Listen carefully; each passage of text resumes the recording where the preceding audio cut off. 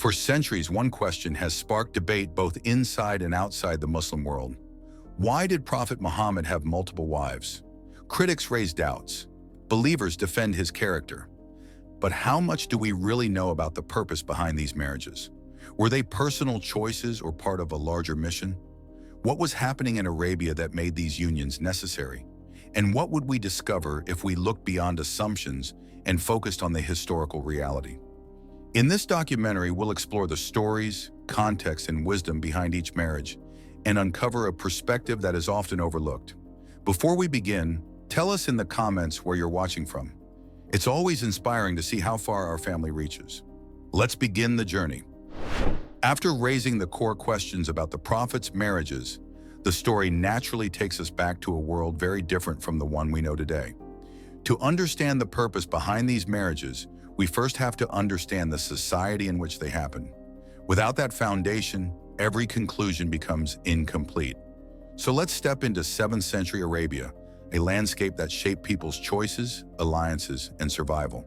This was a time before centralized governments, social welfare systems, or courts that protected vulnerable citizens. Tribes were the backbone of life, and a person's security depended entirely on the loyalty of their clan. Honor and survival were tied to family connections. Losing those connections left someone exposed to danger, poverty, or exploitation. In this environment, marriage was not only a private commitment, but a form of protection, a way to build alliances, and a means of keeping peace between groups that might otherwise fall into conflict. The Arabian Peninsula was also marked by constant tribal feuds. A single insult could spark a war that lasted years. Agreements were fragile, and trust between tribes was limited. Because of this, marriages often served as bridges. When two families or tribes connected through marriage, it created obligations that reduced violence and encouraged cooperation. Leaders were expected to build these ties, not for personal luxury, but to preserve stability among their people. Life for women was particularly difficult before Islam. Many were denied inheritance rights, legal protection, or a proper status within their communities. Widows faced some of the hardest conditions. A woman who lost her husband could lose her home, her income, and even her position in society overnight.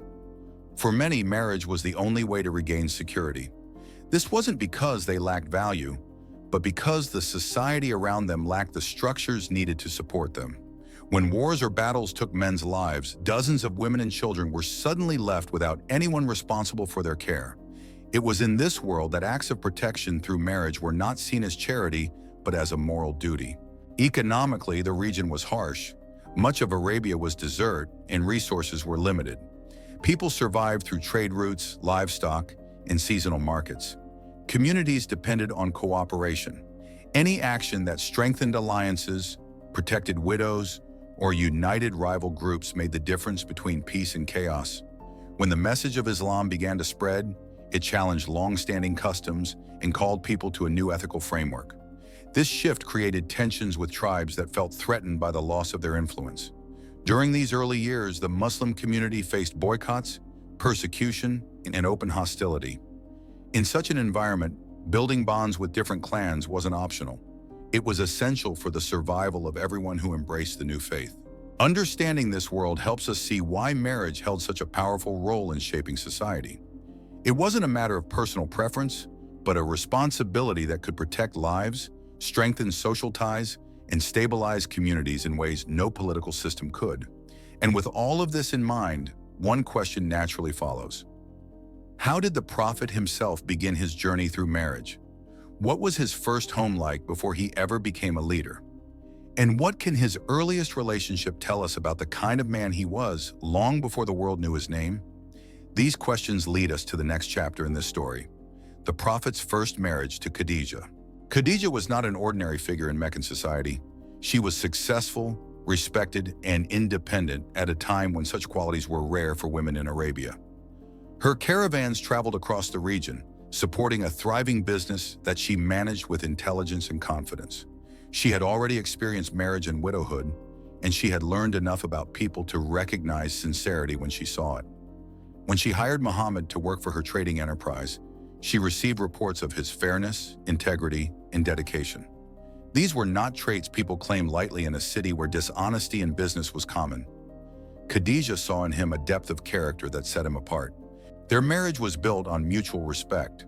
It wasn't formed through tribal pressure or political strategy. It was a partnership that grew out of trust, admiration, and emotional stability. Khadijah believed in him at a time when few people did. When he felt the weight of revelation for the first time, shaken and uncertain, she comforted him, reminded him of his kindness to the poor, his fairness to the weak, and his honesty with everyone he met. She reassured him not because she wanted to flatter him, but because she truly understood the man he was. Her support played a crucial role in giving him the strength to begin his mission, a fact that cannot be overstated. For decades, she remained his only wife. Their home was peaceful and grounded in compassion. Their children grew up in an environment shaped by Khadijah's warmth and Muhammad's gentle nature. This relationship set a precedent for his character before prophethood, enduring it. It shows that his later marriages were not driven by personal restlessness or desire. If that had been the case, he would not have remained devoted to one partner through the most challenging and transformative years of his life. Her passing left a deep emotional impact on him. It came during a period already marked by hardship, and the loss of the person who had stood by him from the beginning created a void no one could replace. Yet it was also after her death that the landscape around the Muslim community changed. Persecution increased, responsibilities expanded, and new ethical and social challenges appeared. The world he lived in was shifting, and so were the needs of the people who depended on him for guidance and protection. This moment in the story leads us to a crucial question. As the community grew under constant pressures and dangers, how did the prophet respond to the struggles of women who suddenly found themselves without support? What choices did he make when widows and vulnerable families had nowhere else to turn? And why did marriage become one of the answers in a society with no safety nets?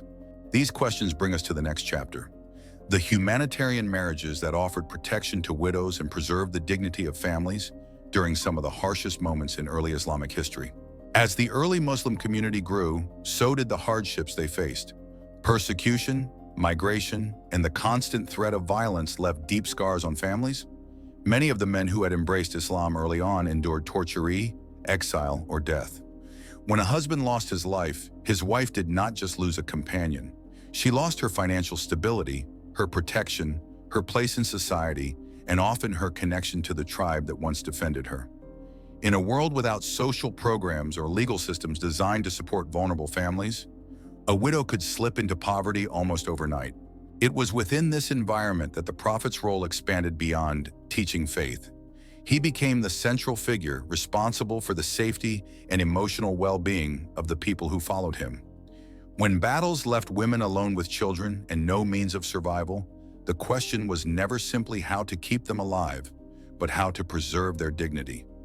Many of these women belonged to tribes that opposed Islam, which meant their families would not take them back after their husbands died as Muslims. Their situation was far more complicated than being alone. They were socially stranded. In this kind of society, marriage was not only a personal commitment, but one of the few ways to restore someone's stability. When the prophet chose to marry these women, it wasn't out of personal need. Most were older, widowed, or carrying emotional wounds from years of conflict. What he offered them was protection, belonging, and a home at a time when the wider society offered none of that. These marriages also signaled to other Muslims that caring for the vulnerable was not optional. It set a model that compassion must be practical, not just spoken. These women became part of his household not because he sought worldly comfort, but because the community needed someone willing to take responsibility when tragedy left families fractured. In a harsh desert society where survival depended on unity, such actions carried moral weight. They told the world that no one who stood with the believers would be abandoned. And they showed that leadership was not only about guiding armies or delivering sermons, it was about ensuring that the most fragile members of the community had a place to belong. Understanding these marriages also helps us see the emotional landscape of the early Muslim world. These were years filled with uncertainty, grief, and sacrifice. Every home felt the strain of the circumstances. By bringing widows into his own household, the prophet taught through example that compassion had to translate into concrete action, especially when lives were at their breaking point. But these marriages open up another layer of the story. They didn't just support individuals. They reshaped relationships between tribes that once stood divided. This raises an important set of questions. How did marriage become a tool for peace in a land torn by rivalry? And how did these unions help transform long-standing hostilities into alliances that protected the Muslim community? These questions lead us to the next chapter, where marriage served not only as compassion, but as diplomacy, the world of political and tribal alliances. As the young Muslim community struggled to survive its earliest years, conflict did not only leave behind widows and orphans, it also created a complex map of alliances and rivalries across the Arabian Peninsula. Tribes measured strength by the number of allies they held, and peace was often determined not by treaties on parchment, but by bonds formed through marriage. In a land where tribal honor could ignite or extinguish wars, these connections carried more diplomatic weight than any political agreement we recognize today. The rise of Islam disrupted the old balance. Some tribes feared losing influence. Others worried about losing trade.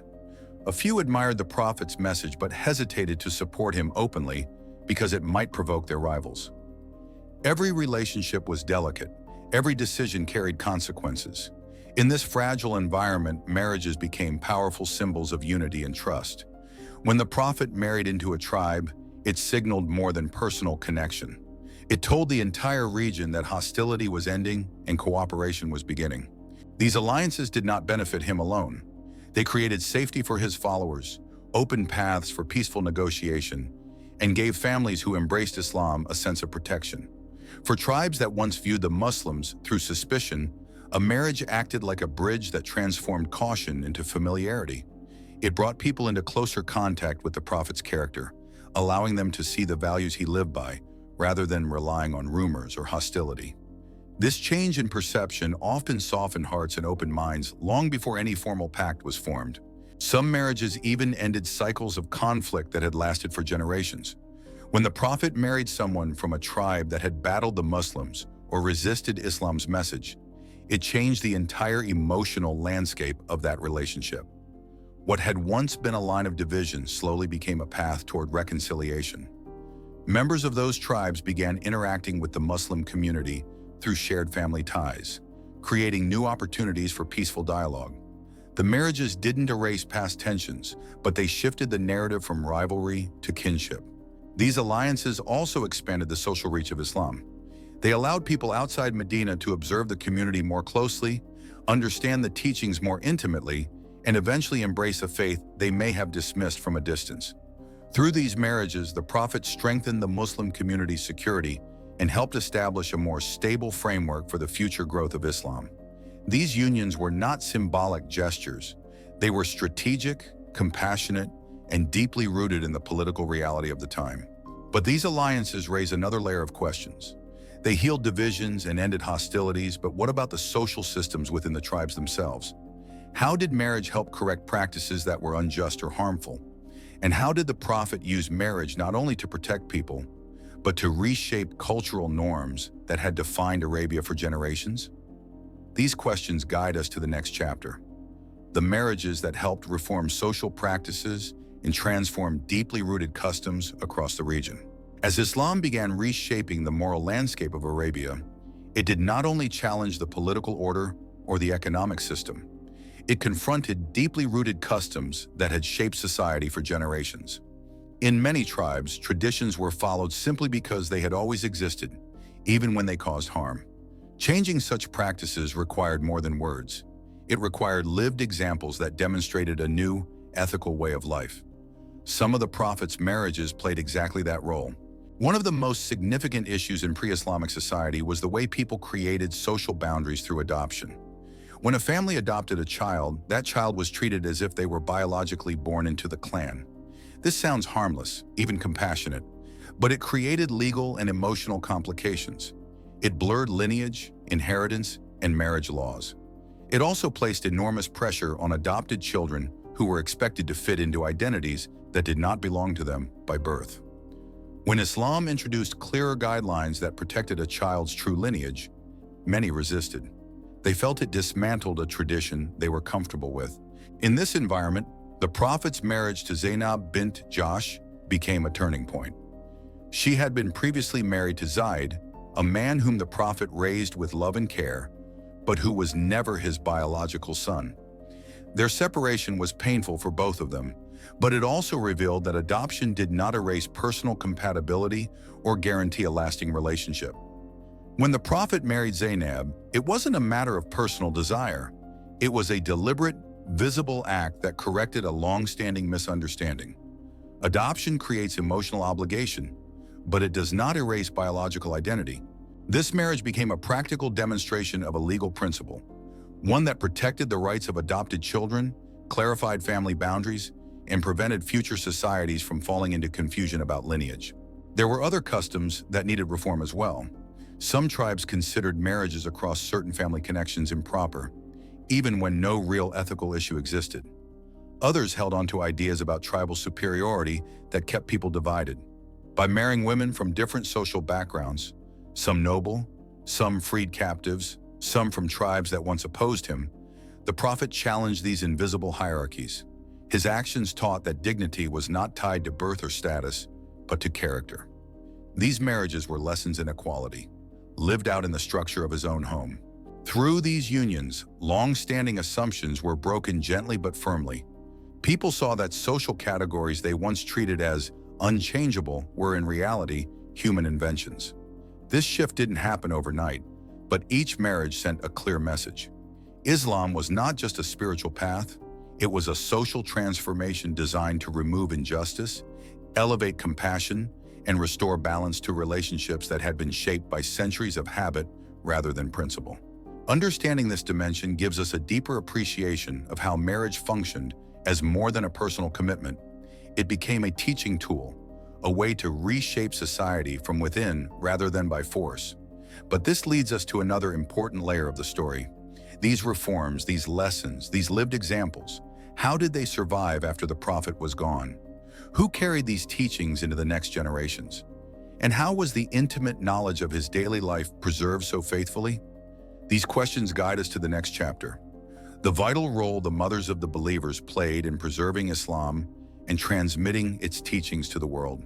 When we look at the early years of Islam, one of the most overlooked truths is how much of the religion we know today reached us through the women who lived closest to the Prophet. These women were not simply figures mentioned in passing. They were the ones who observed his character in moments the public never saw. They witnessed his private worship, his patience at home, his fairness in conflict, and his gentleness toward family.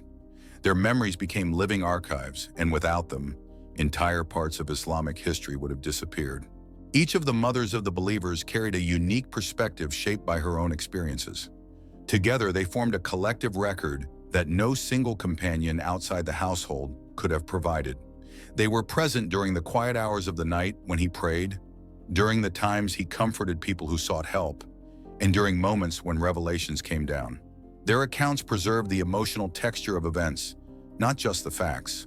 Through them, we understand the Prophet not only as a leader, but as a husband, a teacher, and a human being whose compassion was felt most deeply by those in his home. Their contribution went far beyond narration. Some of them became scholars in their own right, guiding communities long after the Prophet's passing. They answered questions about worship, ethics, marriage, conflict, and social obligations. People traveled from distant regions, seeking their understanding. When disagreements arose in the community, these women helped clarify what the Prophet had actually taught, using first-hand knowledge no one else possessed. Their influence shaped legal discussions, spiritual guidance, and daily practices for generations. One of the most remarkable aspects of their legacy is how they preserved teachings that might have vanished without their careful attention. Many details involving family life, personal conduct, and moral refinement came through their voices.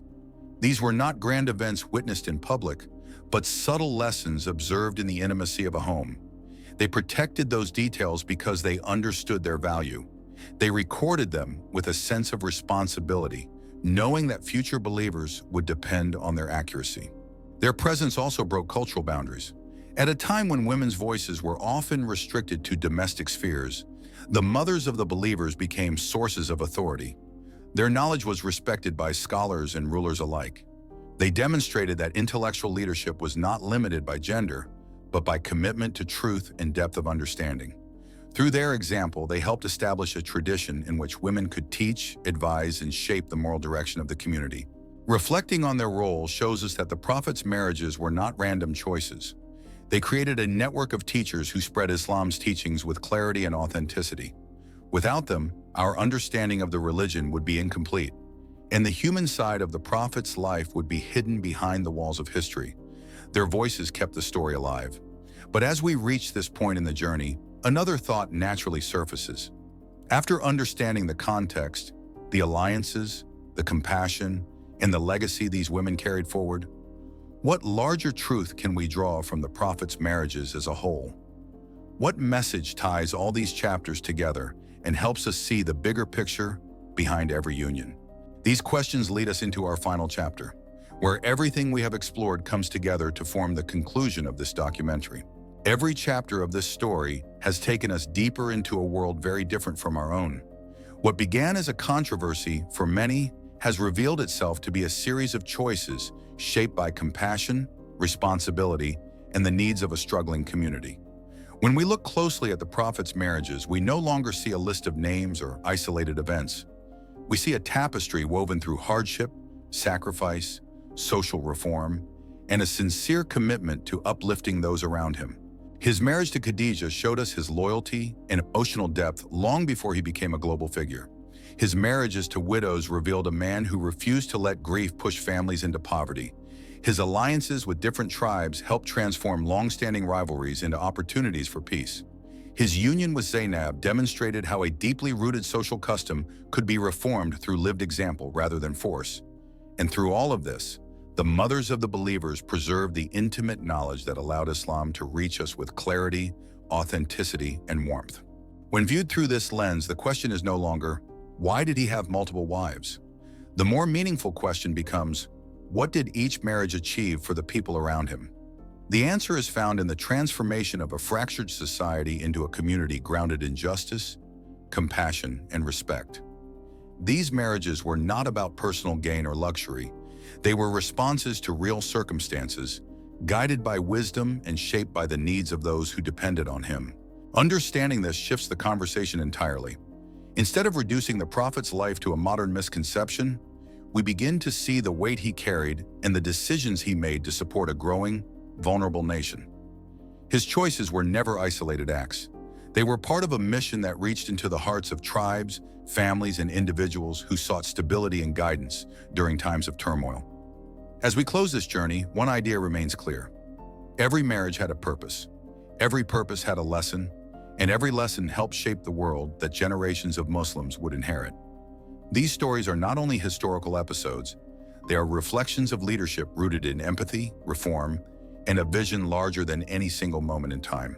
Thank you for walking through this journey with us, exploring history not through the surface of controversy, but through the depth of understanding. If you've gained clarity, learned something new, or discovered a perspective you hadn't considered before, then this documentary has fulfilled its purpose. Before you go, share your thoughts in the comments. What part of this story resonated with you the most? And where in the world are you watching from? It's always inspiring to see how far our family reaches. Until next time, may your search for knowledge continue to guide you toward truth and understanding.